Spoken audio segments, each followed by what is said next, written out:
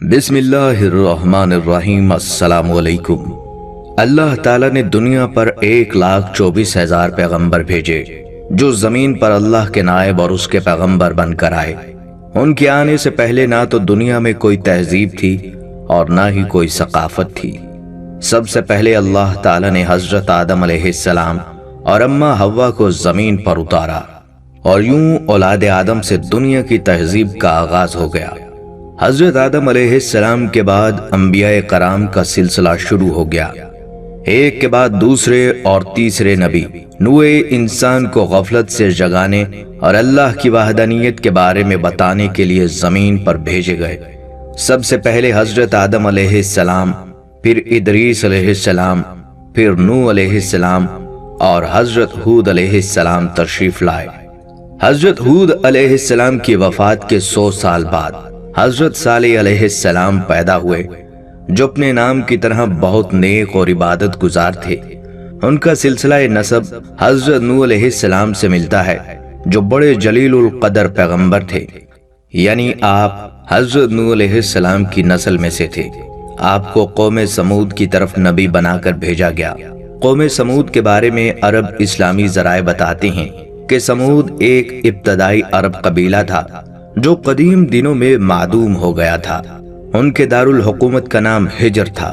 یہ شہر حجاز سے شام کو جانے والے قدیم راستے پر واقع تھا۔ اب عموماً اس شہر کو مدائن صالح کہتے ہیں۔ یہ شمالی عرب کی ایک زبردست قوم تھی۔ فن تعمیر میں آج کی طرح بھی اس کو کمال حاصل تھا۔ پہاڑوں کو کاٹ کر مکان بنانا، پتھروں کی عمارتیں اور مقبرے تیار کرنا اس قوم کا خاص پیشہ تھا۔ یہ بھی ایک سرکش قوم تھی جو اللہ کی نافرمانی کی مرتکب ہوتی رہی۔ قرآن مجید میں ایسی بہت سی قوموں کا تذکرہ ہے جو نافرمانی میں بڑھ جانے والی اور ظالم تھیں۔ جب اللہ تعالیٰ نے حضرت صالح علیہ السلام کو ان کی طرف بھیجا تو حضرت صالح علیہ السلام نے ان کو اللہ کو ایک ماننے، اس کے ساتھ شریک نہ ٹھہرانے اور صرف اسی کی عبادت کرنے کا حکم دیا۔ ان کو اپنے اوپر رب تعالیٰ کی نعمتیں یاد دلا کر سمجھایا اور عذاب الہی سے ڈرایا۔ حضرت صالح علیہ السلام چاہتے تھے کہ ان کی قوم اللہ کی توحید کا اقرار کرے، اللہ سے ڈرے اور اسی کے احکامات مانے، لیکن قوم نے ان کی نصیحتوں کا کیا اثر لیا اور کیا اعمال کیے، یہ ایک پوری داستان ہے۔ قوم سمود کون تھی؟ حضرت صالح علیہ السلام نے انہیں کیا تعلیمات دیں، انہوں نے کیا کیا نافرمانیاں کی اور ان کا انجام کیا ہوا، یہ سب کچھ ہم آپ کو آج کی ویڈیو میں بتائیں گے۔ آپ سے گزارش ہے کہ مکمل معلومات کے لیے ویڈیو کو آخر تک ضرور دیکھیں۔ ویڈیو شروع کرنے سے پہلے آپ سے گزارش ہے کہ آپ نے ہمارے چینل کو ابھی تک اگر سبسکرائب نہیں کیا تو ہمارے چینل کو سبسکرائب کر لیں۔ ناظرین کرام، سمود عرب کا ایک قبیلہ تھا۔ یہ لوگ سمود بن ارم بن سام بن نوح علیہ السلام کی اولاد میں سے تھے اور حجاز و شام کے درمیان سرزمین ہجر میں رہتے تھے۔ یہ مقام مدینہ اور تبوک کے درمیان ہے۔ اس قوم کو سمود اس لیے کہا جاتا ہے کہ ان کے جد اعلیٰ سمود تھے۔ یہ قوم سامی اقوام کی ایک شاخ ہے اور قوم عاد کا ہی بقیہ گروہ ہے جو کہ عاد اولیٰ کی ہلاکت کے وقت حضرت ہود علیہ السلام کے ساتھ بچ گئے تھے۔ یہی لوگ عاد ثانیہ کے نام سے مشہور ہوئے۔ علامہ ابن خلدون لکھتے ہیں کہ سمود کے لوگ طویل القامت اور قصیر الاعمار تھے۔ سب پہاڑوں میں بڑے بڑے عالیشان محلات بناتے رہتے تھے۔ 18 مربع میل میں یہ قوم پھیلی ہوئی تھی۔ دولت و قوت اسے میسر تھی۔ دریائے سمود میں پانی کی بڑی قلت تھی۔ لوگ دریا کے نہ ہونے کے باعث کنویں کھود کر پانی حاصل کرتے اور زراعت کا کام سر انجام دیتے تھے۔ اس کے علاوہ ان کے پاس صرف ایک چشمہ تھا جو ضرورت کے اعتبار سے ناکافی تھا۔ سمود کے لوگ اعلیٰ محلات بنانے کے بڑے شائق تھے۔ وہ تجربہ کار اور ماہروں کو بلواتے، عمارتیں تیار کرواتے۔ مختصراً یہ کہ قوم سمود کا بیشتر حصہ انہی کاموں میں لگا دیتے۔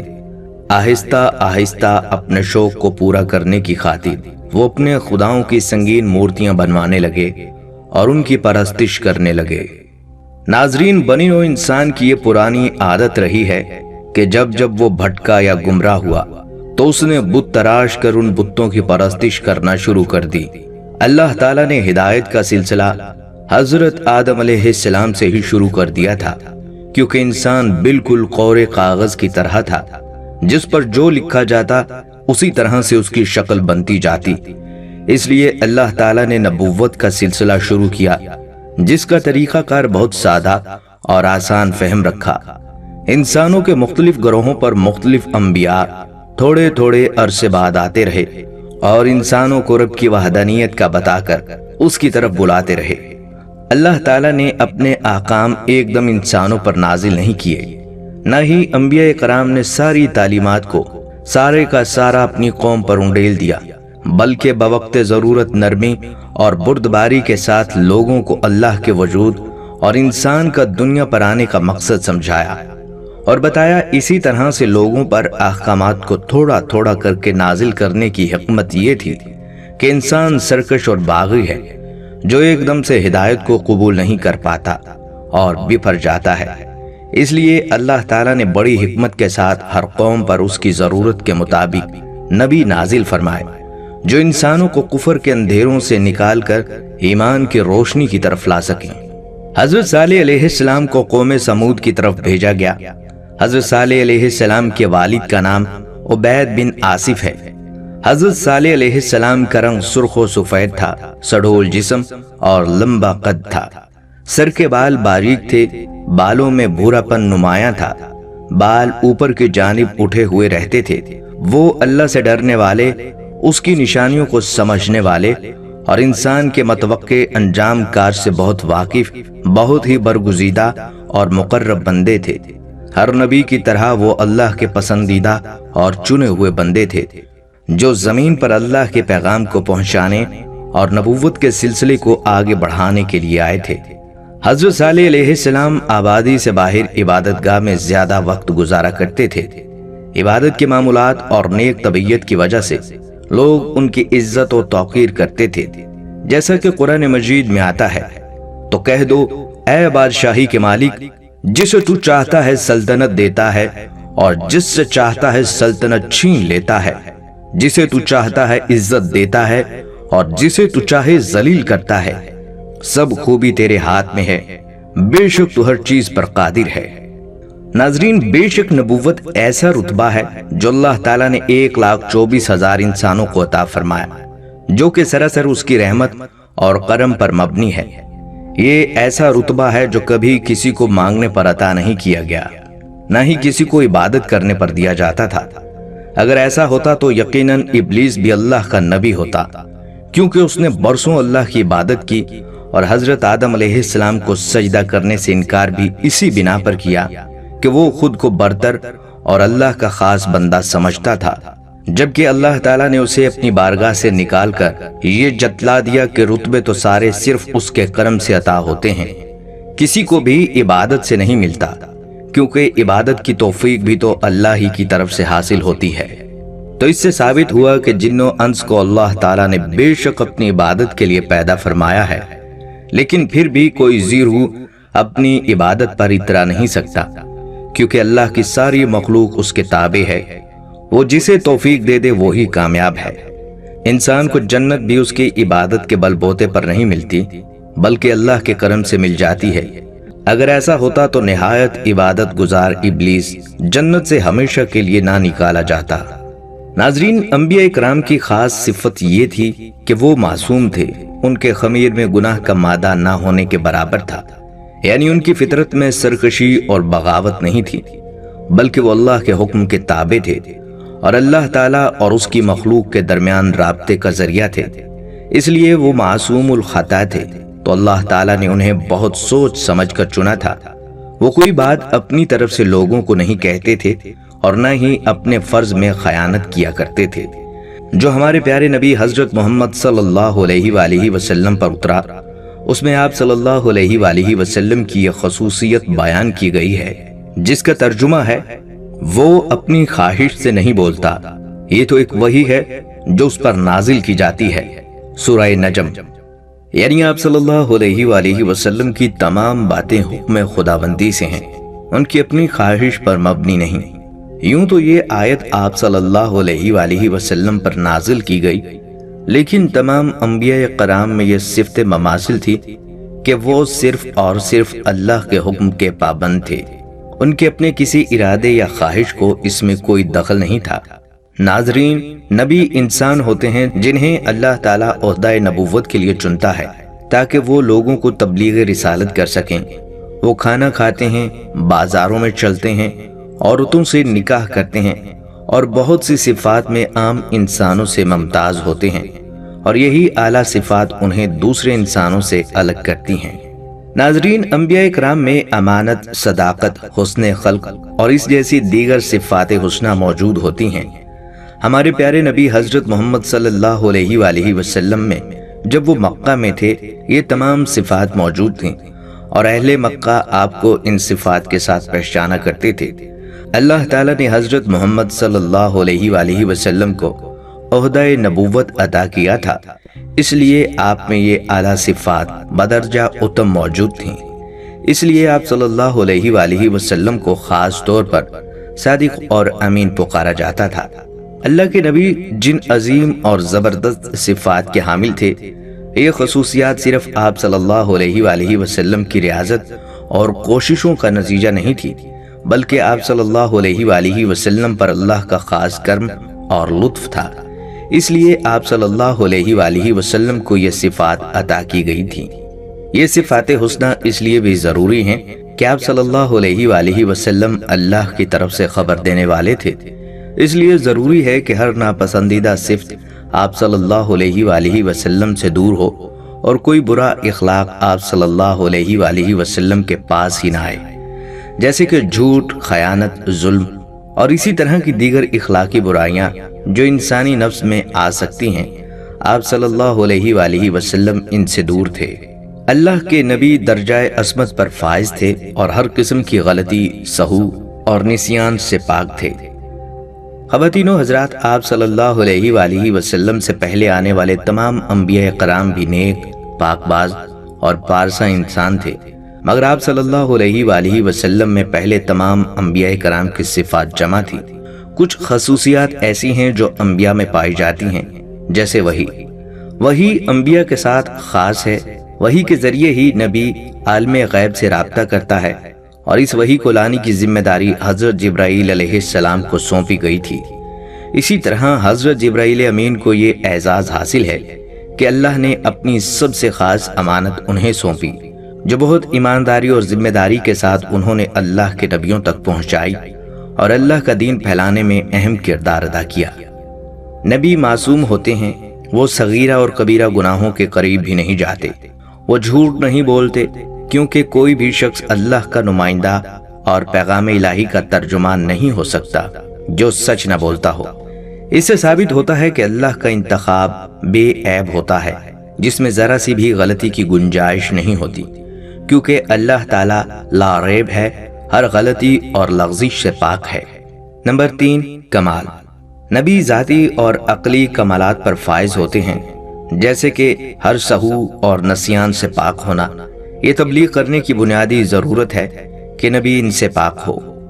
मौजज़ा। नबी के पास मौजज़े की ताकत होनी चाहिए ताकि आम लोगों को वो काने कर सकें कि इंसानी कुदरत से बाहर कोई ताकत मौजूद है। मौजज़ा के ज़रिए लोग नबी पर ईमान लाते हैं और इसी के ज़रिए नबी की तस्दीक की जाती है। नाजरीन, ये मौजज़े हर नबी को अता किए गए जो आम इंसानों के पास नहीं होते। इसलिए अल्लाह ताला के चुने हुए पैगंबर नुमाया नजर आते हैं और लोग इनसे मरगूब होकर इनकी अजमत को तस्लीम करके इन पर ईमान ले आते हैं। नाजरीन कराम, असल में ये बरगुज़ीदा नबी इंसानों के लिए उस्ताद का दर्जा रखते हैं। जैसा कि कहा जाता है ना, पढ़ाना पैगंबरी पेशा है, यानी ये अंबिया कराम दुनिया पर पहले पहले आने वाले उस्ताद का दर्जा भी रखते हैं, जो इंसानों की भलाई चाहते हैं, उनके दीन और दुनिया की कामयाबी के लिए पूरे खुलूस से कोशिश करते हैं ताकि इंसान दुनिया में ऐसी जिंदगी गुजारे जो अल्लाह को पसंद हो और जिसके सिले में इंसान को दायमी जन्नत भी मिल सके। नाजरीन कराम, ये सारी बातें और तरीके नबियों को अल्लाह ताला ने सिखाए और बताए हैं, इसलिए इनकी तशरीह उसके खास बंदे ही कर सकते हैं। कौन से हुक्म की क्या हिकमत है या क्या तकाजा है, वो सिर्फ नबी ही बता सकते हैं।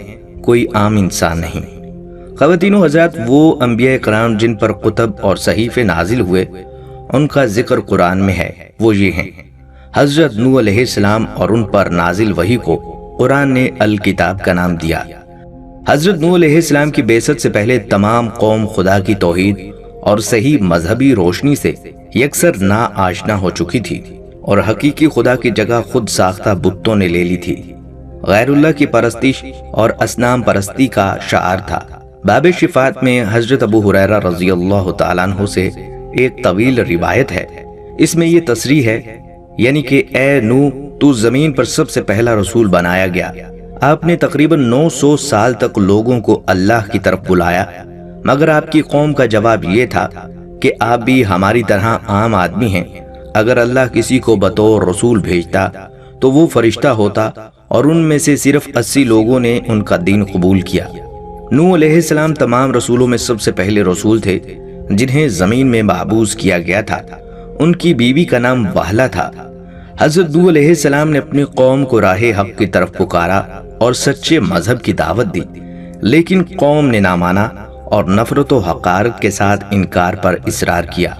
امرائے قوم نے ان کی تکذیب اور تحقیر کا کوئی پہلو نہ چھوڑا، اور ان کے پیروکاروں نے انہی کی تقلید و پیروی کے ثبوت میں ہر قسم کی تضلیل و توہین کے طریقوں کو حضرت نوح علیہ السلام پر آزمایا۔ انہوں نے اس بات پر تعجب کا اظہار کیا کہ جس کو نہ ہم پر دولت و ثروت میں برتری حاصل ہے اور نہ وہ انسانیت کے رتبہ سے بلند فرشتہ ہیکل ہے، اس کو کیا حق ہے کہ وہ ہمارا پیشوا بنے اور ہم اس کے احکام کی تعمیل کریں؟ نوح علیہ السلام نے ان کے لیے عذاب کی بد دعا فرمائی، جس کے نتیجے میں ان پر سیلاب کا عذاب نازل ہوا۔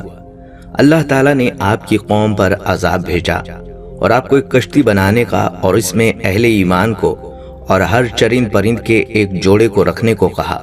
تب طوفان کی شکل میں عذاب آیا اور سب لوگ سوائے ان کے جو نوح کی بنائی ہوئی کشتی میں سوار تھے ہلاک ہو گئے۔ حضرت ابراہیم علیہ السلام پر نازل وحی کا نام الصحیف بتایا گیا ہے۔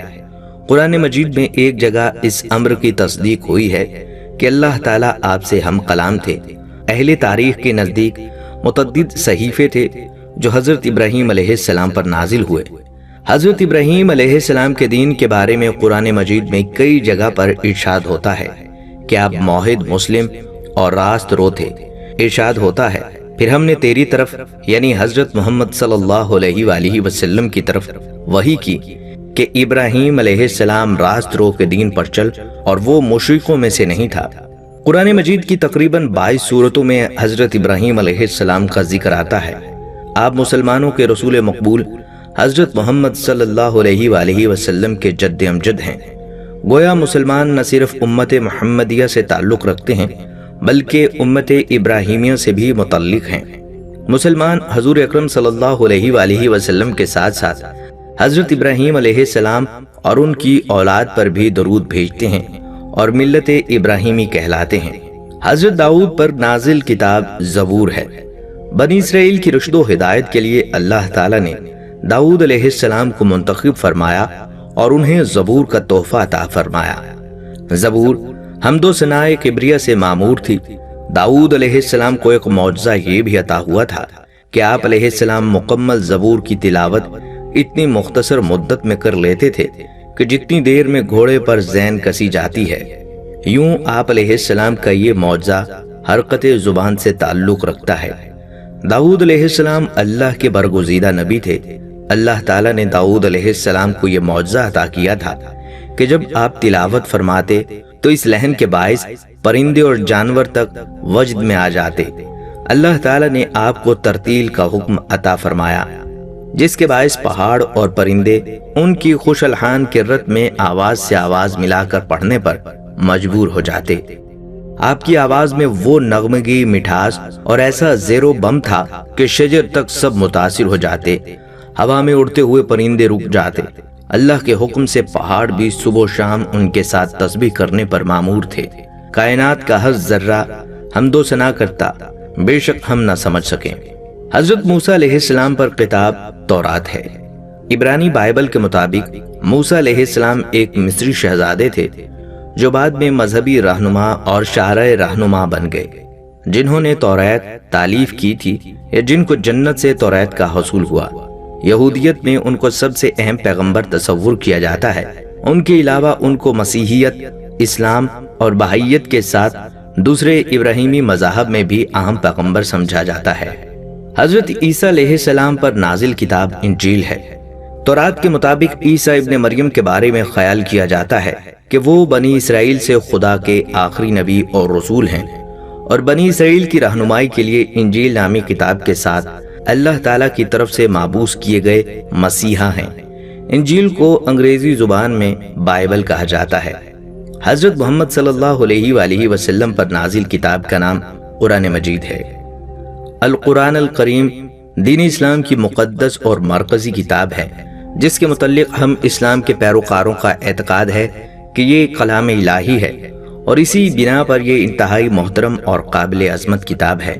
اسے ہمارے پیغمبر اسلام حضرت محمد صلی اللہ علیہ وآلہ وسلم پر وحی کے ذریعے اتارا گیا۔ یہ وحی اللہ تعالیٰ کے مقرب فرشتے حضرت جبرائیل علیہ السلام لائے تھے۔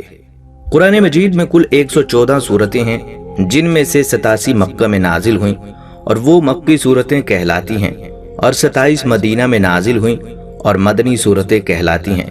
مسلمانوں کا اعتقاد ہے کہ قرآن کو اللہ تعالیٰ نے جبرائیل فرشتہ کے ذریعے حضرت محمد صلی اللہ علیہ وآلہ وسلم پر تقریباً 23 برس کے عرصہ میں اتارا۔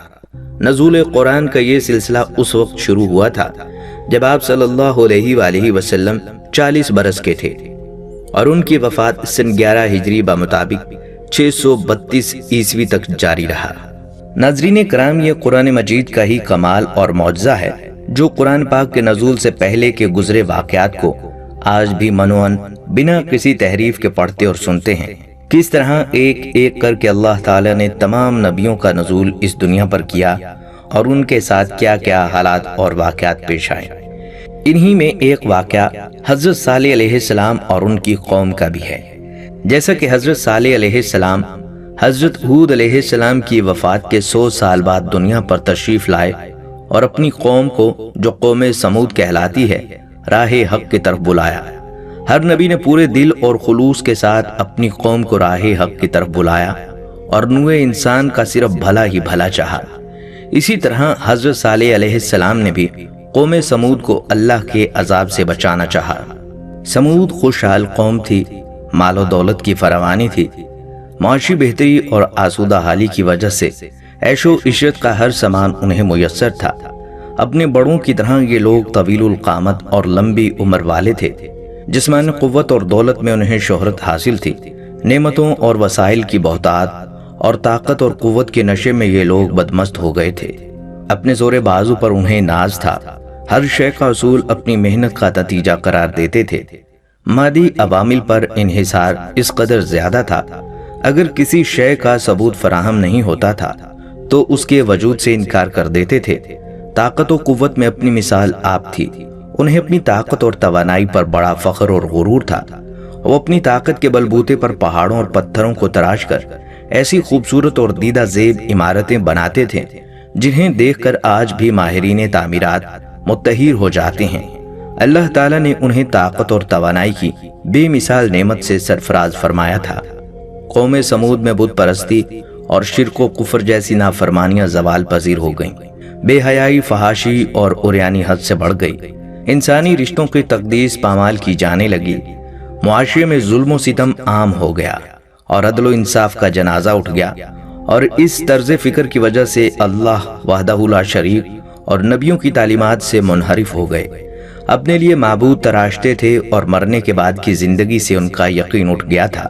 کفر و الحاد میں قوم جب حق کے معرفت کی روشنی سے دور ہو گئی تو ہدایت اور رہنمائی کے لیے اللہ کریم نے اپنے برگزیدہ بندے حضرت صالح علیہ السلام کو مابعوث کیا۔ اس لیے ارشاد ہوا، اور سمود کی طرف بھیجا ان کا بھائی صالح بولا، اے قوم، بندگی کرو اللہ کی، کوئی نہیں تمہارا خالق و مالک اس کے سوا۔ ناظرین، اللہ تعالیٰ نے انسان کو ہر دور اور ہر مقام پر بچانے کی ہی کوشش کی، اس کو دائمی نجات کا رستہ دکھایا، اور بار بار اپنے برگزیدہ بندوں کو سوئی ہوئی اور غفلت کی زندگی سے جگانے کے لیے بھیجا۔ اسی سلسلے میں حضرت صالح علیہ السلام نے لوگوں کو جمع کر کے کہا، خدا کی بندگی کرو، اس کے علاوہ کوئی عبادت کے لائق نہیں جنہیں تم نے معبود بنا رکھا ہے۔ وہ ہرگز مالک و مختار نہیں ہے۔ خدا وہ ہے جس نے یہ کائنات بنائی، مجھے تخلیق کیا اور تمہیں پیدا کیا۔ اسی نے قوم عاد کے بعد زمین پر تمہیں ان کا جانشین بنایا ہے اور تمہیں یہ صلاحیت دی ہے کہ پہاڑ کاٹ کر مکان بناتے ہو۔ اللہ کی نعمتوں کا شکر ادا کرو، جھوٹے خداؤں کو چھوڑ کر واحد ذات اللہ کی عبادت کرو اور اپنے گناہوں کی معافی مانگو، وہ التجائیں قبول کرنے والا ہے۔ حضرت صالح علیہ السلام نے اپنی قوم کو اللہ کی نافرمانی سے بچانے اور ممکنہ عذاب الہی سے بچانے کی بے حد کوشش کی، لیکن ان کی قوم نے غصے اور نفرت میں ان کی دعوت حق کو ٹھکرا دیا اور اللہ کے احکامات کو جھٹلا کر نافرمانی پر ڈٹی رہی۔ حضرت صالح علیہ السلام نے انہیں اللہ کی نعمتیں یاد دلائی اور انہیں توحید و اسلام کی طرف بلایا، کفر و شرک اور بت پرستی کی قباحت بیان کی، قوم عاد کے انجام کو یاد دلا کر انہیں عذاب الہی سے خبردار کیا، لیکن ان کوتاہ نصیبوں کے کانوں پر جوں تک نہ رینگی۔ وہ طاقت کے نشے میں اس قدر مخمور تھے کہ حضرت صالح علیہ السلام کی دعوت پر لبیک کہنے کی بجائے ان کی رسالت کی تکذیب اور ان کا تمسخر کرنے لگے۔ ان کی جرت سرکشی اس قدر بڑھی کہ وہ عذاب تک کے مطالبے کرنے لگ گئے کہ جس عذاب سے آپ ہمیں ڈراتے ہیں وہ لے کر آئیے۔ ان کا ایک اعتراض یہ بھی تھا کہ حضرت صالح علیہ السلام تو خود ایک بشر ہیں، وہ نبی کیسے ہو سکتے ہیں، یا ان کا کہا ہوا آسمانی بات کیسے ہو سکتا ہے۔ اس کے بعد بھی جب ان کی سرکشی بڑھتی گئی تو انہوں نے عجیب و غریب فرمائشیں شروع کر دیں، جن سے ان کا مطلب نبی کا مذاق اڑانا تھا، اور وہ یہ سمجھتے تھے کہ جیسی فرمائشیں وہ کرتے ہیں انہیں پورا کرنا نعوذ باللہ صالح کے خدا کے بس کی بات نہیں۔ ناظرین، سمود قوم کا ایک سردار تھا جس نے حضرت صالح علیہ السلام سے ایک شرط نما فرمائش کی کہ اگر آپ فلاں پہاڑ سے ان صفات کی حامل اونٹنی کو نکال کر دکھائیں تو ہم آپ کی نبوت کو بھی مان لیں گے اور آپ کے اللہ تعالیٰ پر ایمان بھی لے آئیں گے۔ حضرت صالح علیہ السلام نے ان سے پختہ وعدہ لے لیا، اگر وہ ان کی شرط پوری کر دیں تو وہ لوگ ان پر ایمان لے آئیں گے۔ ناظرین، ناقۃ اللہ کا معنی ہے اللہ کی اونٹنی۔ یہ حضرت صالح علیہ السلام کی اونٹنی کو کہا گیا ہے۔ اس کا ذکر قرآن پاک کی سورہ ہود کی آیت 64 میں کیا گیا ہے۔ ناقۃ اللہ کی اضافت سے مراد شرف و عزت ہے، جیسا کہ مسجد کو بیت اللہ کہا جاتا ہے کہ وہ اونٹنی بھی معجزہ اور نشانی کے طور پر مقرر کی گئی تھی۔ تفسیری روایات میں ہے کہ وہ سب کے سامنے ایک پہاڑی سے برآمد ہوئی تھی اور اسی بنا پر اس کو ناقۃ اللہ، اللہ کی اونٹنی کہا گیا، کیونکہ اس کی پیدائش عام معروف طریقے پر نہیں ہوئی، اس لیے وہ اللہ کی نشانی قرار پائی۔ علامہ ابن کثیر جیسے بعض بڑے مفسرین کرام نے اس بارے میں روایات کو تفصیل سے بیان فرمایا ہے، جن کا خلاصہ یہ ہے کہ حضرت صالح کی قوم نے آپ علیہ السلام سے مطالبہ کیا کہ اگر آپ فلاں پہاڑی سے 10 ماہ کی حاملہ اونٹنی نکال کر دکھائیں تو ہم آپ علیہ السلام پر ایمان لے آئیں گے۔ حضرت صالح علیہ السلام نے ان سے پختہ عہد لیا کہ اگر اللہ نے ایسا کر دیا تو وہ اس پر ضرور ایمان لے آئیں گے۔ تو جب انہوں نے اس کا پختہ قول و قرار کر لیا تو حضرت صالح علیہ السلام نے نماز پڑھ کر اللہ کے حضور دعا کی تو اس پہاڑی سے دیکھتے ہی دیکھتے 10 ماہ کی حاملہ اونٹنی نکل آئی، جس پر اس قوم کے سردار جندہ ابن عمر اور ان کے ساتھی ایمان لے آئے، دوسرے نہ لائے۔ قوم سمود نے حضرت صالح علیہ السلام سے کہا، اپنی نبوت کی صداقت پر کوئی ایسا معجزہ ہمیں دکھاؤ، تب ہم تمہاری بات کو تسلیم کر لیں گے۔ آپ علیہ السلام نے پوچھا، کیسا معجزہ چاہتے ہو؟ اس پہاڑ سے ایک حاملہ اونٹنی برآمد ہو، پھر وہ ہمارے سامنے بچہ جنے تو ہم سمجھیں گے کہ واقعی تم اللہ کے رسول ہو اور ہم تم پر ایمان لے آئیں گے۔ سیدنا صالح علیہ السلام نے اللہ سے دعا کی تو پہاڑ پھٹا، جس سے ایک بہت بڑے قد و قامت کی اونٹنی برآمد ہوئی، جس نے ان کے سامنے بچہ جنا۔ اس وقت صالح علیہ السلام نے اپنی قوم سے کہا، اس اونٹنی کو آزاد چلنے پھرنے دو، کیونکہ یہ تمہارا مطلوبہ معجزہ اور اللہ کی نشانی ہے، جہاں سے چاہے چرتی پھرے اور جہاں سے چاہے پانی پیے۔ اب صورتحال یہ تھی کہ ایک تو اس علاقے میں پہلے ہی پانی کی قلت تھی، دوسرا یہ کہ یہ بہت قداور اور بہت بڑے ڈیلو ڈول کی اونٹنی ایک دن میں اتنا پانی پی جاتی تھی جتنا ان کے سارے جانور پیتے تھے۔ اس لیے سیدنا صالح علیہ السلام نے کہا کہ باری مقرر کر لو، اس کنویں سے ایک دن تمہارے جانور پانی پیا کریں گے اور ایک دن یہ اونٹنی، جسے اللہ تعالیٰ نے ناقۃ اللہ یعنی اللہ کی اونٹنی کہا، پانی پیا کرے گی، اور ساتھ ہی یہ تنبیہ بھی کر دی اگر تم نے اس اونٹنی کے ساتھ برا سلوک کیا تو اللہ تعالیٰ کا سخت عذاب تم پر ٹوٹ پڑے گا۔ قرآن مجید کی آیت کا ترجمہ ہے، اور اے میری قوم، یہ تمہارے لیے نشانی کے طور پر اللہ کی اونٹنی ہے، تو اسے چھوڑ دو تاکہ یہ اللہ کی زمین میں کھاتی رہے، اور اسے برائی کے ساتھ ہاتھ نہ لگانا ورنہ قریب کا عذاب تمہیں پکڑ لے گا۔ ناظرین، اونٹنی چونکہ ایک بڑا جانور تھی جو کافی سارا پانی پیتی تھی، اور اس طرح قبیلے والے اور ان کے جانور پانی پینے سے تنگ ہوتے تھے۔ بعض اوقات ان کے لیے پانی نہیں بچتا تھا، اس لیے حضرت صالح علیہ السلام نے ان کا حل یہ نکالا کہ اونٹنی اور باقی لوگوں کے پانی پینے کی باری مقرر کر دی کہ ایک دن اونٹنی پانی پیے گی اور ایک دن باقی تمام لوگ پانی سے اپنی ضرورت پوری کریں گے۔ یہ اونٹنی ایک دن سارا پانی پیتی اور دوسرے دن پورا قبیلہ۔